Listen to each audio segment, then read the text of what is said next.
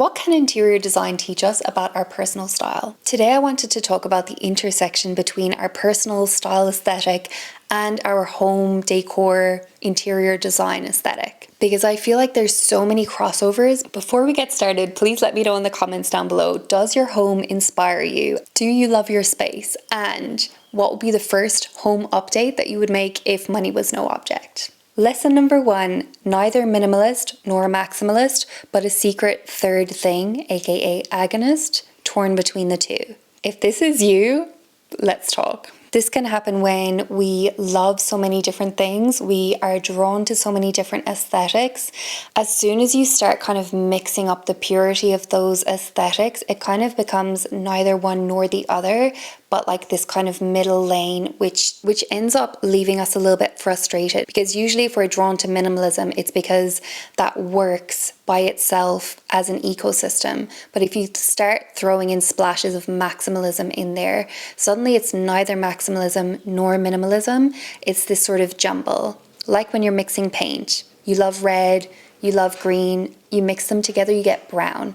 It's not that brown isn't a beautiful color and it might not suit someone, but if what you're actually going for is red or green, you can't have brown in the middle. That's neither red nor green. And of course, the antidote here is to pick a lane, to have a perspective, to really just decide that you can't have it all. Don't try to do it all. Don't try to have every single aesthetic going on at the same time. If we're thinking about our home, you can only have it be one room. It can't be 20 rooms in one, even if you are inspired by those 20 different aesthetics. And of course, this is not to say that we now need to restrict ourselves into a box of like following what someone else has chosen, someone else's design ideas, someone else's aesthetic, stylistically. No. But what it does mean is that we need to be very decisive, very discerning, but the best outfits, the best personal style, the most iconic design is restrained, is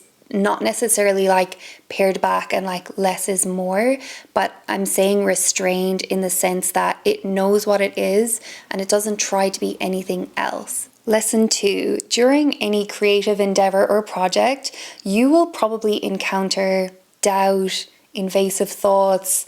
Am I doing this right? Is this going to go terribly wrong?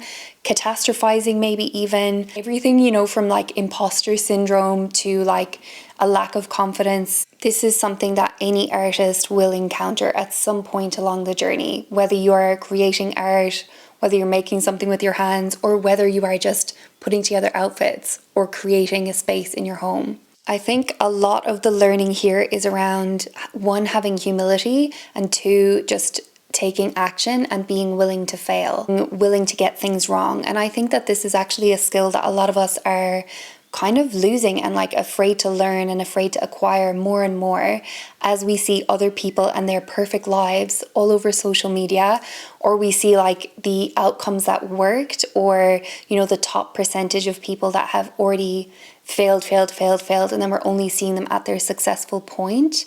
So there's this sort of fallacy around risk, failure, getting things right, getting things wrong. And what we're thinking we're seeing everywhere around us is everybody just trying and it just magically working out for them immediately. However, what we don't see is like all of the graft that went into that, all of the doubt that went into that, all of the years of like trying and learning and failing and being willing to learn, being willing to get up and try again until you get to that point where you want to be with your style or with your personal design that's in your home space. And so yes, I just wanted to kind of normalize the doubt along the process, because there are also breakthroughs, and the more risks that you take with your style, with your aesthetic, with your design, the more confident that you get in yourself and the more comfortable you get with being willing to take risks. You like increase your risk aversion, so you're able to actually put yourself out there and make choices that feel a little bit more brave to you, wear things that feel a little bit more brave. Nobody else is going to carve that path for you. It's so much easier to buy the trend for the season. It's so much easier to like wear the color that everyone's wearing, wear the shoes that everyone's wearing. It's safe. You're not going to be judged or rejected. And a lot of us have like not only that fear of failing, but also that fear of rejection, especially when it comes to style. This is a little bit, I think, where like the home and the personal style diverge, because even though your home is like expression of yourself, it's not something that you necessarily like wear out into the world or that you like show to everybody. Like it's your own private safe space, and like only the people that you choose are coming in to then be welcomed into that space, versus what you wear. Like you're going to be seen by like hundreds or thousands of people every day when you're going about your business, and they're not always going to be like friendly, safe space people. They're going to be every single person that's out around you in the world. So there is sort of that element of, am I going to be accepted? Am I going to be shunned? Am I going to be rejected? Is this going to be like an odd thing to be wearing? And so there's kind of that social element to it as well.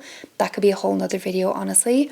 But regardless, I do still feel like the antidote here is to be messy and to be willing to fail where everyone can see, to be willing to put yourself out there and to have the humility of being wrong and of changing over time, like being able to try things out loud in the real world to see if it actually sticks, if it actually works.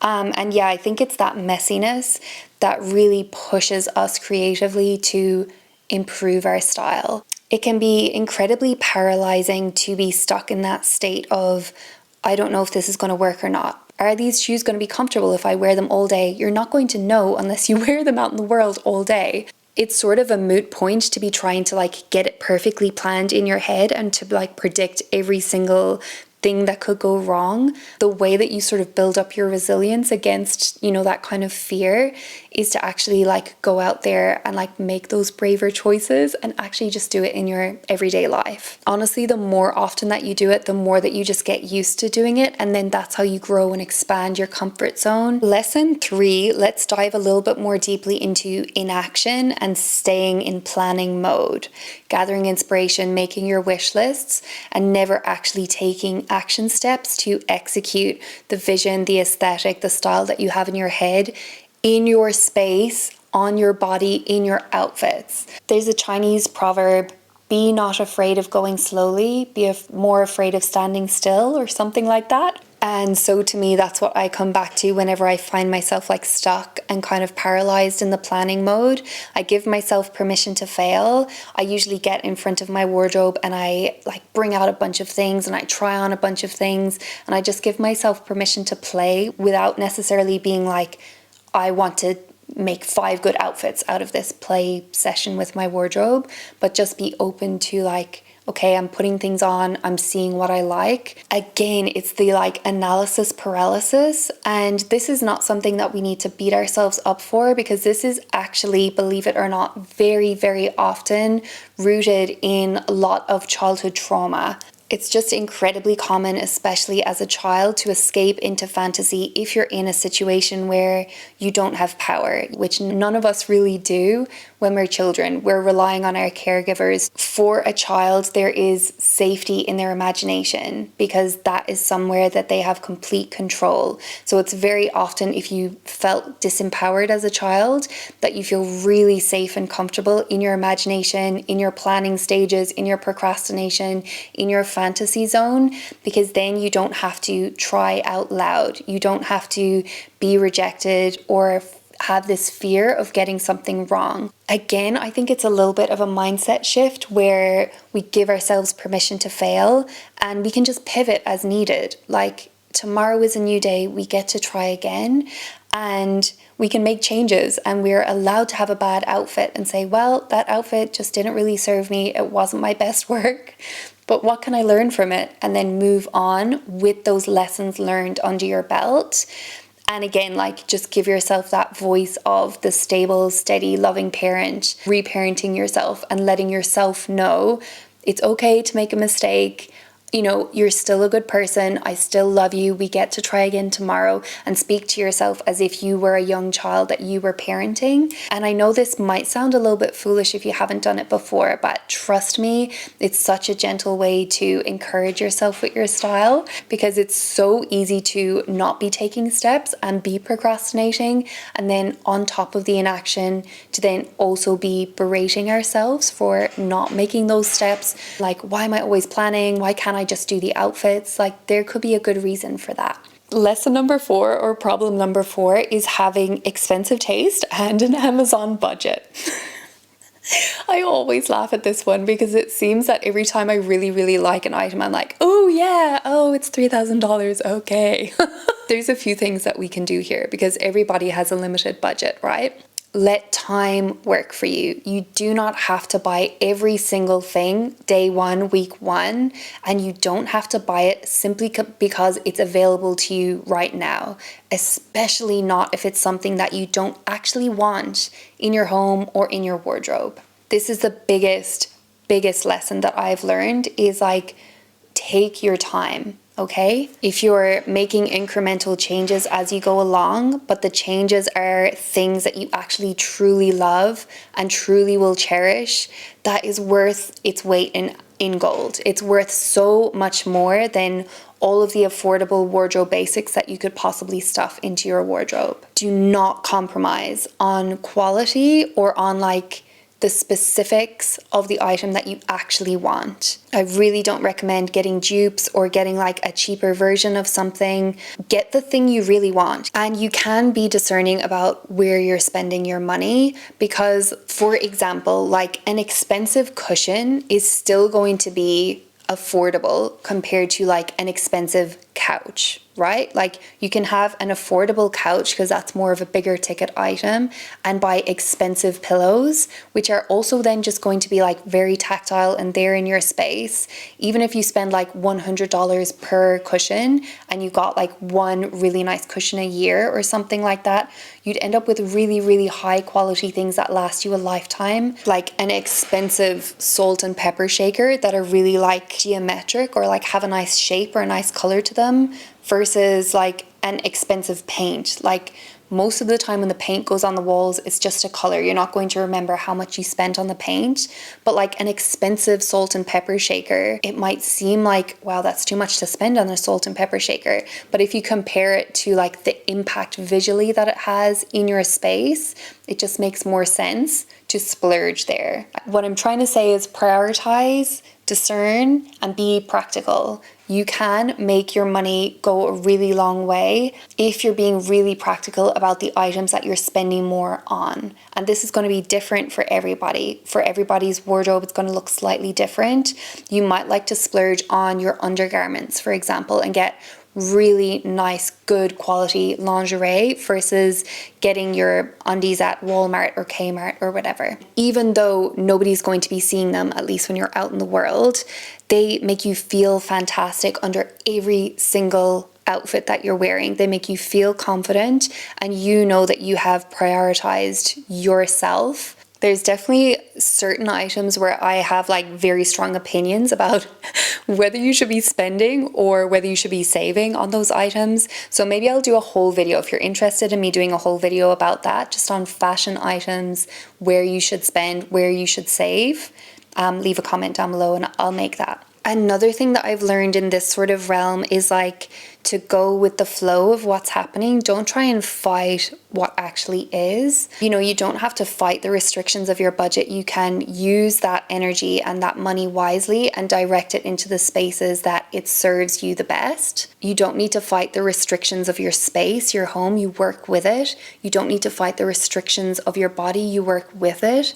You accentuate what you want to accentuate. You disguise what you want to disguise. Be inspired by the reality of the lines that are actually in front of you. And also, appreciation goes such a long way. Like, also with your budget, like appreciating what you have, being grateful. Oh my God, I have a home to live in. I have a body to live in. I get to dress my body. I'm so grateful for the body that I have.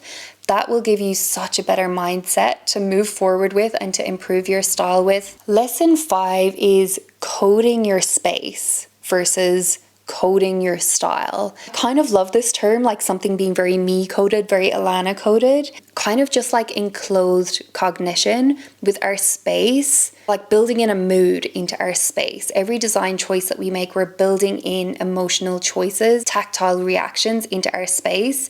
And it's the same with your wardrobe. It's like the feng shui of your wardrobe. How does it make you feel? Of course, yes, people are going to perceive you with their eyes and they're going to have their perception of what that means about you, etc., etc.